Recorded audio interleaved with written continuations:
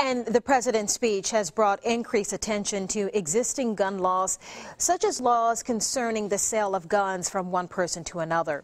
Fox News reporter Steve Alexander is looking at that issue and what Alabama law says.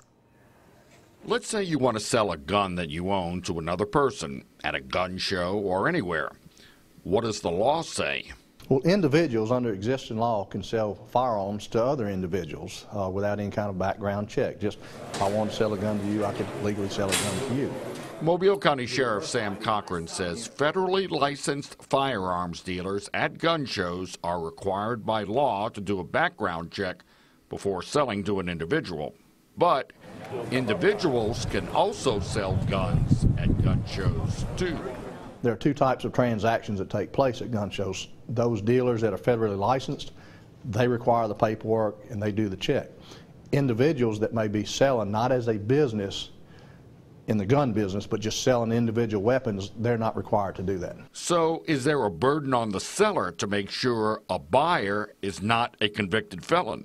Well, the burden on the seller perhaps would be if you sold a weapon to someone that used that weapon and it was foreseeable or reasonable that they were going to commit some type of injury to another. You could be sued perhaps, but as far as, you know, selling to an individual, you would have to willfully know that you were selling to a felon in order to be charged with committing a crime of selling it to a firearm to a felon.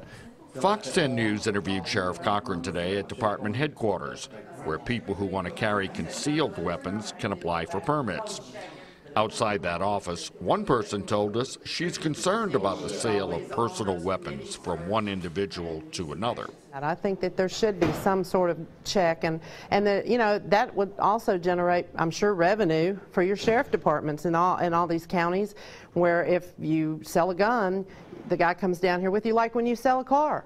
You know, he has to go and he has to license it or register it. Reporting from Mobile, Steve Alexander, Fox 10 News.